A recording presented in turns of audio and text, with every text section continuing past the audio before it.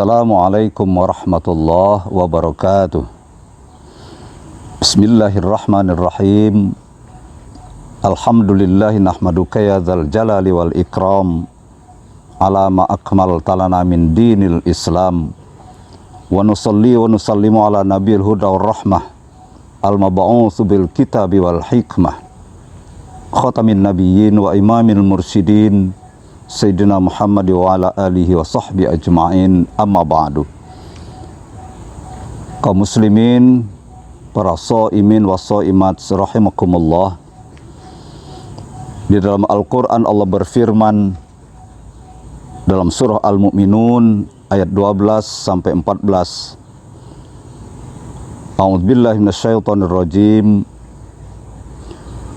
Walaqad khalaqnal insana min sulalatin min tin summa ja'alnahu nutfatan fi qararin makin summa khalaqnan nutfata 'alaqah fa khalaqnal 'alaqata mudghah fa khalaqnal mudghata 'izama fa kasawnal 'izama lahma summa ansha'nahu khalqan akhar fatabarakallahu ahsanul khaliqin. Terjemahnya, kemudian sesungguhnya kami menciptakan manusia dari sari pati tanah, kemudian kami jadikan nutfah di tempat yang sangat kokoh, kemudian nutfah itu kami jadikan sesuatu yang melekat yang diistilahkan dengan alaqah.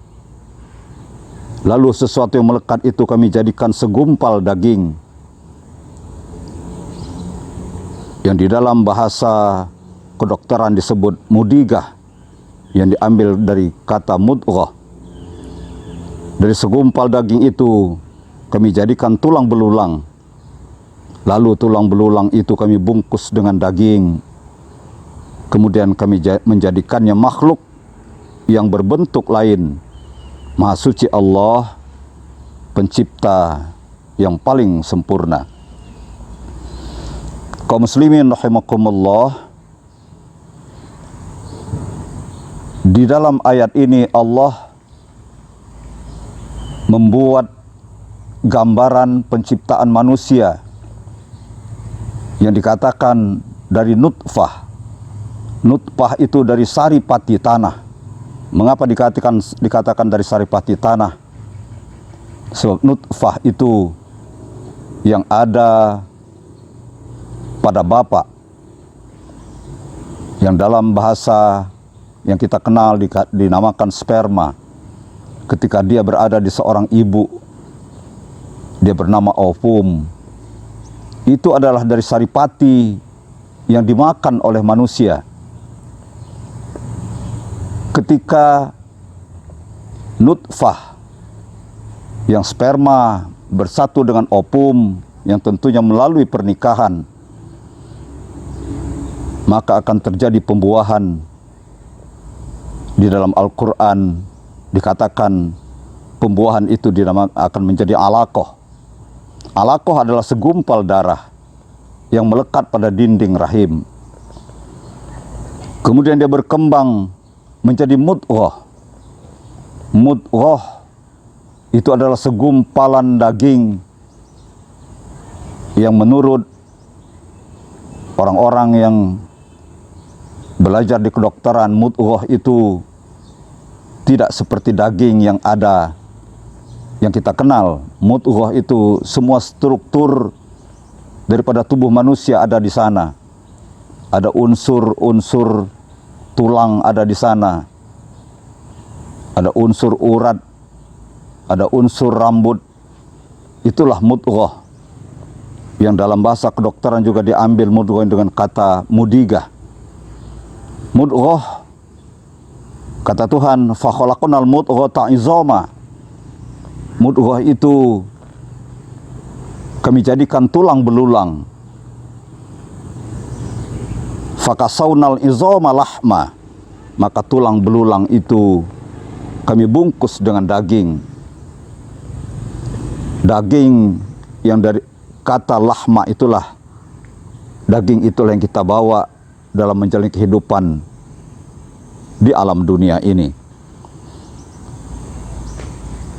Setelah sempurna kejadian jasad daripada manusia di dalam rahim ibunya,